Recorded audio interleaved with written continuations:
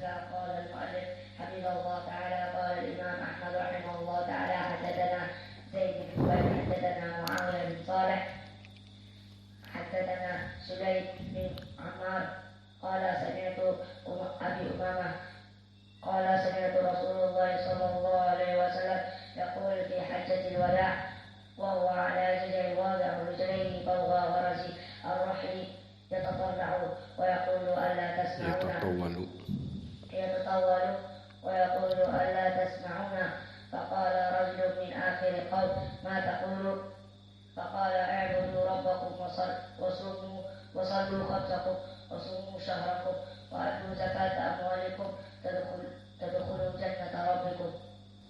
Dan dijadikan istilah juga bahasa Arab orang Badui. Adapun kalimat orang Badui, hada nisbah pengambilan dari Arab. Min ahlil badiyah Indonesiun yaqulun Badui. Bimakna haula alladhi ya'isuna fil qaryah au fi dakhil qaryah au fi dakhil gobah. Kalau di Sumatera istilah lainnya apa? Orang kubu misalnya. Menunjukkan bukan mungkin dari kabilah kubu, yang penting dari pedalaman, dari pelosok. Dan kalimat Badui diitlakkan oleh orang Indonesia, diambil bahasa Arab ke Indonesia, dimutlakkan kepada orang-orang yang tinggal di pedalaman dan tidak mau masuk kepada peradaban. Ingin peradabannya peradaban terdahulu. Dan itu terjadi dan ada. Waktu dulu kami di SMA, seperti biasa di akhir dari sekolah kita melaksanakan study tour.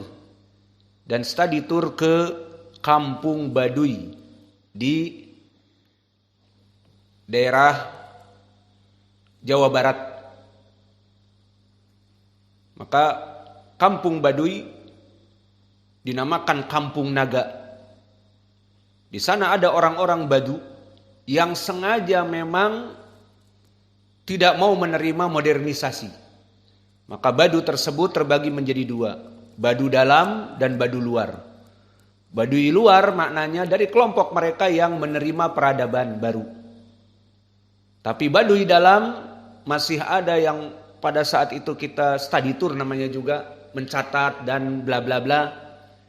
Ada sekitar 40 lebih kepala keluarga di Baduy dalam tidak mau until this time, sampai zaman now ini tidak mau peradaban. Rumah mereka seperti rumah terdahulu, dari kayu, dan kayunya juga bukan kayu yang kita buat semi permanen misalnya, tetapi kayu dari kayu yang potongannya masih asli. Dan juga dari bambu, dan atapnya jerami dan sebagainya. Maka mereka hidup sekitar 40 keluarga lebih, dinamakan Kampung Naga, The Dragon Village. Maka di Kampung Naga ini mereka tidak ada listrik, dan anak-anak tidak pada sekolah. Namun alhamdulillah pakaian dan sebagainya sudah masuk peradaban. Bukan maknanya pakai celana cawet, tidak jadi Superman semuanya, tidak.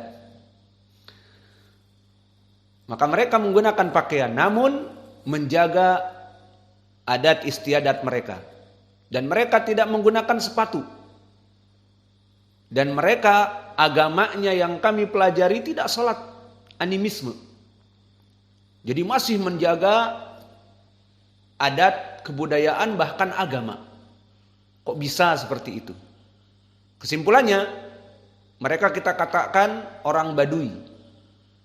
Dan mereka berada di pinggiran-pinggiran dari desa-desa, dan susah masuk ke mereka pun. Kita berjalan kaki jauh. Alhasil, pengitlakan kalimat Baduy di Indonesia dipergunakan kepada mereka. Dinamakan orang Baduy. Baduy dalam, Baduy luar. Dan mereka mempunyai Pak Jorong, kepala RT, RW, dan kepala kampungnya pun bangga dengan peradaban seperti itu. Dan desa mereka tidak boleh ada listrik dan sebagainya. Dan kita di saat datang ke mereka bersih. Sampai daun pun yang jatuh itu tidak ada, dibersihkan. Dan sekarang jadi objek wisata. Maka kesimpulannya kalimat badu adalah untuk orang-orang yang di dalam. Kembali kepada hadis. Ana a'rabiyan maknanya badu minal arab. Wa makna dalik hum alladhi ya'ishuna ma'al ghanam ma'al baqarah, dinamakan nomaden. Hum mujtami'un ala atharil matar, berkumpul di padang pasir di sana sampai habis air di sana, pindah lagi ke oase yang lain, pindah hakada badu. Wa haula ahlul badawah, mempunyai keluarga, satu keluarga, dua keluarga yang dipimpin oleh pemimpinnya, kemudian berpindah-pindah sehingga mereka tidak bercampur dengan manusia yang lain. Fa'ala hada bisabab haula ahlul badawah lam yukhalit ma'an nas idan jafa. Apa jafa? Badu, kasar, tidak tahu peradaban, tidak berkumpul dengan manusia. Padahal kita ini we are social people. Kita ini makhluk yang bersosial. Akibatnya karena tidak bersosialisi dengan manusia, biasa dengan kambingnya, biasa dengan untanya, dan dengan keluarganya yang sederhana, akhirnya banyak dari hadis-hadis kejanggalan dari mereka, terutama dalam bermasalah sikap mereka bermuamalah ataupun bersosialisasi dengan sahabat dan para sahabat dan Nabi. Maka di sini pun begitu. Ana a'rabiyan bimakna rajulun minal badawah. Summa adkhala ilal Islam. Kemudian masuk kepada Islam. Alhamdulillah Allah hadahu. Allah berikan dia hidayah. Wa amma sifat haula jafa faqad sabata fil hadis. Disebutkan di dalam hadis bahwa orang-orang Badui, di dalam hadis disebutkan man bada jafa. Man bada jafa. Barang siapa yang dia itu hidup seperti orang Badui, maka dia itu jafa. Jafa kaku, keras, solid, tidak bersosialisasi dengan manusia sehingga kaku. Wal adillah bi annahum jafa katsir. Wa hada waqi'.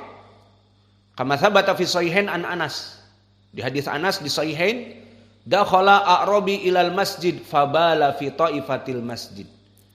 Disebutkan di hadis muttafaqun alaih. Dakhala a'rabi ilal masjid fabala fi taifatil masjid. Masuk orang A'rabi ingin masuk Islam, kemudian dia kencing di pojok masjid. Maka seperti ini dalil jafa, man bada jafa. Yadul ala annal masjid kamitsli hakal ghanam atau kamitsli hak naqah. Dipikirnya seperti kandang sapi, kandang unta, kencing dimanapun boleh. Ya kita maklumi karena mereka tidak tahu apa makna masjid. Ma makna masjid ma ya'rif. Masjid lil ibadah ma ya'rif. Idan hada huwa makna man bada jafa. Tidak gaul, akhirnya masuk ke masjid, kencing di masjid. Fazajarahu nas. Maka para sahabat khalas, zajarahu, ingin menangkapnya. Lakin Nabi sahibul hikmah wa Rasulullah da'hu, biarkan dia. Di sini disebutkan oleh para ulama sikap hikmah Nabi, biarkan dia menyelesaikan kencingnya. Pertama, karena kalau orang kencing sedang berjalan urinnya, kemudian dikagetkan, apalagi di sini bukan masalah dikagetkan, dipotong, diambil, dikeluarkan, ditangkap, maka ini akan menyebabkan di pelajaran bahasa kedokteran UTI, urinary tract inflammatory, akan menjadi radang kandung kemih ataupun radang ureter, saluran kencing. Karena dengan dikejutkan dan terpotong kencing itu tidak bagus, menyebabkan radang. Nah, Nabi menyayangi kaum muslimin. Jangan dilakukan. Dan yang lebih parah lagi, air kencing yang najis itu, jika ditahan dan orang ini dipanggul, diangkat keluar, maka yang tadinya air kencing terfokus satu titik, menjadi tercecer ke pakaiannya, ke pakaian kaum muslimin yang melarang dia, iya apa tidak? Maka Nabi Muhammad SAW yang penuh hikmah, ini orang Badu, tidak paham, tidak tahu masjid itu fungsinya apa. Ya biarkan. Selesai kencing, baru diperintahkan ya'ti bidalwin minma, bawa air, tuangkan, bersihkan intinya. Selesai, dibersihkan, dah. Baru setelah itu dinasihati. Maka disebutkan oleh Nabi, fa inna hadzal masjid laisa li baulin wala li ghaitin, inna li dzikrillah. Ba'da hada yafham al-badu. Jadi masjid itu enggak seperti kandang unta ya, seperti itu. Karena memang tidak tahu sama sekali. Beda dengan para sahabat ataupun yang mengetahui di Madinah, masjid untuk ibadah. Fahim tu mal'an, fa'alan kama hada dakwah. Dakwah kita seperti itu. Banyak orang yang tidak tahu tentang sunnah. Maka jangan langsung ditegakkan hujah dan dicela. Misalnya orang awam salat dengan kita baru pertama kali musbil, maka dibiarkan dahulu, setelah itu dinasihati dan seperti itu. Karena mereka pada dasarnya tidak tahu dan ingin kebaikan. Dia datang kepada Nabi ingin masuk Islam. Maka disinilah penuh hikmah dakwah. Akhirnya dinasihati. Setelah dinasihati dia tahu. Dan banyak dari perkara ini diantaranya hadis yang seperti ini di riwayat Muslim yang pernah kita lalui. Seorang Badu baru masuk Islam atau ingin masuk Islam, maka dia mencegat kafilah Nabi. Di saat Nabi berjalan dengan para sahabatnya dicegat. Kemudian dipegang untanya dengan kasar. Maka Nabi mengatakan, ada apa? Seperti pembegal. Maka sebagian para sahabat mengatakan, la'ala qad aslama, mungkin telah masuk Islam karena menanyakan, ya Muhammad, akhbirni anil Islam. Berikan syariat Islam. Apa itu? Maka di saat disebutkan syariat Islam semuanya dan iman, di ujungnya Nabi mengatakan, da'in naqah, sekarang lepaskan untaku, kamu telah membuat takut kami. Maka ini pun menunjukkan bahwa mereka karena tidak bersosialisasi dengan manusia, akhirnya sifat mereka keras. Kenapa tidak datang dengan sopan kepada Nabi? Enggak, mencegat kafilah Nabi di tengah jalan. Seakan-akan pembegal. Kemudian memegang tali kekang unta Nabi agar tidak jalan. Kenapa mesti seperti itu? Kemudian menanyakan, wahai Muhammad, apa itu Islam? Apa itu iman? Ini menunjukkan bahwa itulah di hadis man bada jafa. Siapa yang dia itu badu, tidak gaul dengan manusia, maka dia akan kaku. Dan itulah kenyataannya.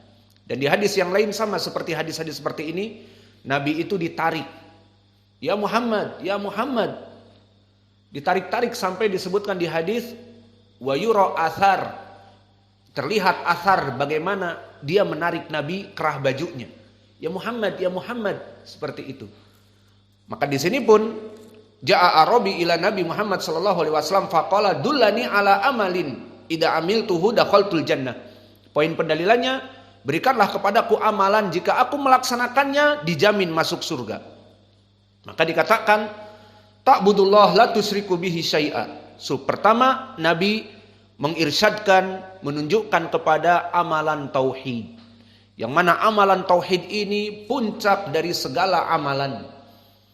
Laksanakan tauhid, amalan-amalan yang lainnya yang disebutkan akan mengikuti. Maka yang pertama, tauhid first. Dakwah itu tegakkan tauhid. Wa tuqimus shalah. Dirikanlah salat yang wajib. Al-maktubah maknanya al-wajibah. Wa tuaddi zakah al-mafruḍah. Dan bayar zakat yang sudah diwajibkan, ditentukan mikdarnya. Wa tasumu Ramadan. Ini menjadikan bahwa puasa Ramadan dari wajib. Maka 3 amalan di sini. Qala walladzi nafsi biyadihi la azidu ala hada. Suf ini juga dari menunjukkan lafaz-lafaz orang A'rab, orang Badu. Sampai dia menyimpulkan, ya sudah, aku akan melaksanakan ini saja dan aku tidak akan menambah dengan yang lain. Berbeda dengan para sahabat yang lain. Maka orang Badu datang dari dalam, ingin masuk Islam, apa yang harus dilakukan? Melaksanakan tauhid dan melaksanakan rukun Islam tadi yang disebutkan, salat 5 waktu, bayar zakat yang diwajibkan, dan puasa Ramadan. Apa dia katakan? Ini saja, masuk surga. Aku bersumpah waladhi nafsi biyadih, tidak akan pernah menambah amalan lain kecuali amalan ini. Ini pun menunjukkan bahwa bagaimana sikap orang A'rabi dari Badu. Tidak memikirkan ada di sana amalan-amalan sunnah yang lain yang akan lebih menambah kedekatan kepada Allah, tapi malah menyebutkan la azidu an hada. Ya sudah, ini saja kan? Ya udah, aku akan melaksanakan ini saja dan tidak dengan yang lainnya. Maka berkata Nabi Muhammad SAW kepada para sahabat, man sarrahu an yangdura ila rajulin min ahlil jannah falyangdur ila hada. Maka barang siapa yang ingin di dunia ini melihat dari seseorang yang digambarkan oleh Allah masuk surga, lihatlah kepada orang ini. Hadis muttafaqun alaih. Maka di dalam hadis yang agung ini banyak sekali faidah. Pertama, tentang definisi Badu tadi. Man bada jafa. Dan makna A'rabi min ahlil badawah. Ada makna A'rabi. Wa kadzalika fi qoulihi